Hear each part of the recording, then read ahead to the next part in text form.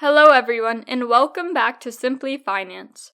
Warren Buffett is widely regarded as one of the best investors of all time, but if you asked him who he thinks is the greatest investor of all time, he would most likely choose his instructor, Benjamin Graham. Graham is widely regarded as the father of security analysis and value investing. He was an investor and investing guru.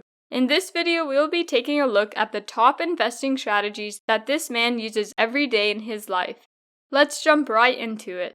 Principle number 1 is always invest with a margin of safety. The notion of buying an asset at a considerable discount to its intrinsic value is known as margin of safety, and it is regarded to not only create high return chances, but also to reduce an investment's negative risk. Graham's objective in basic terms was to purchase assets worth $1 for 50 cents. He did a fantastic job with this. These company assets might have been significant to Graham because of their consistent earning capacity or because of their liquid cash worth.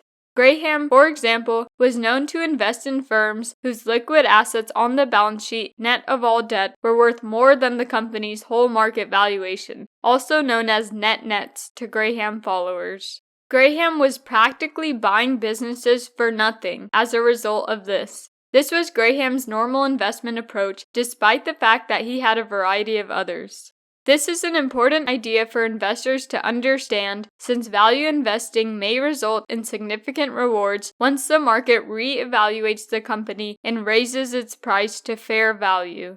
It also gives protection on the downside in the event that things don't go as planned and the company fails. Graham's success was built on the safety net of buying an underlying firm for a fraction of its true value. When these inexpensive equities were properly picked, Graham discovered that additional declines were rare. While several of Graham's pupils were successful utilizing their own methods, they all agreed on the need of the margin of safety. Principle number 2 is expect volatility and profit from it. Dealing with volatility is a part of investing in stocks. Instead of fleeing the market in times of stress, the astute investor views market downturns as opportunities to locate fantastic assets. Mr. Market provides investors with a daily price tag at which he will either buy out or sell his part of the company.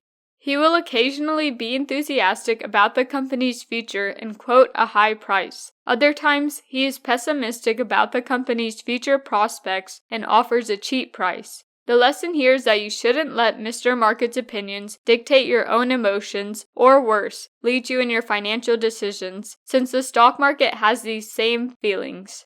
Instead, based on a solid and objective evaluation of the facts, you should make your own assessments of the business's value. Additionally, you should only buy when the price offered is reasonable and sell when the price gets excessive. To put it another way, the market will vary, sometimes violently, but instead of fearing it, utilize it to your advantage to find bargains in the market or to sell out when your assets become significantly overpriced. Graham proposed 2 ways to alleviate the detrimental consequences of market volatility.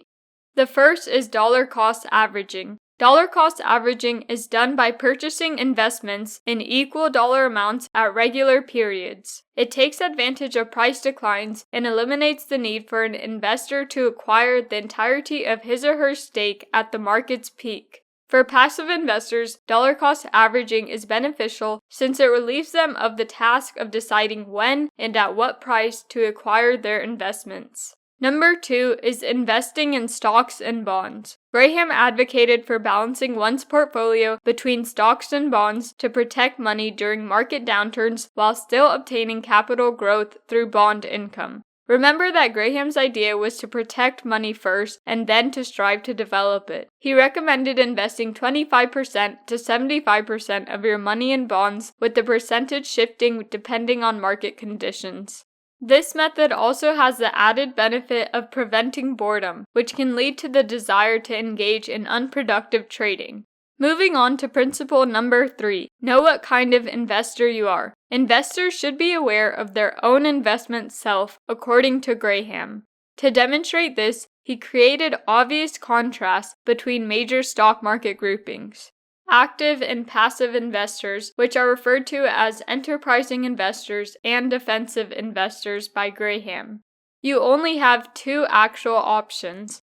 The first is to devote a significant amount of time and effort to become a skilled investor who considers the quality and quantity of hands-on research when calculating the projected return. If this isn't your cup of tea, settle with a passive, potentially lower return in exchange for significantly less time and effort.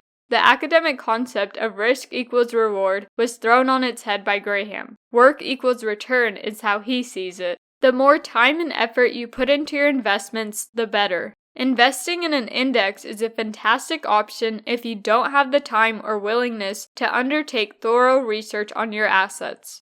According to Graham, a conservative investor might obtain an average return by buying the Dow Jones Industrial Average's 30 equities in equal proportions. Both Graham and Buffett agreed that achieving even an average return like the S&P 500 is more difficult than it appears. According to Graham, many people believe that since it's so simple to earn an average return with little or no effort through indexing, then a little more effort should provide a somewhat greater return. The fact is that the majority of individuals who do this do significantly worse than the average. In today's words, a defensive investor would be someone who invests in stock and bond index funds. In essence, they control the entire market, profiting from the best performing sections without having to anticipate them ahead of time. By allowing the stock market's overall outcomes to govern long-term returns, an investor is essentially assured of the market's return and avoids doing worse than the average. Beating the market, according to Graham, is far easier said than done, and many investors still fail to do so. There is another category of an investor type, speculator versus investor. Not everyone who works in the stock market is an investor. Graham thought that determining whether people were investors or speculators was crucial. The distinction is simple. An investor considers a stock to be a component of a firm and a shareholder to be the owner of that firm. But a speculator considers himself to be gambling with pricey pieces of paper with no inherent worth. For the speculator, the asset's worth is solely decided by what someone is willing to pay for it. To paraphrase Graham, there is intelligent speculating and intelligent investing. The trick is to know which one you are best at. Well, that wraps up today's video. Benjamin Graham is a very experienced investor and is the teacher of the well-known Warren Buffett, so he clearly has some tricks that can make sure you succeed in investing. Make sure to like, subscribe, and hit the bell for more finance videos.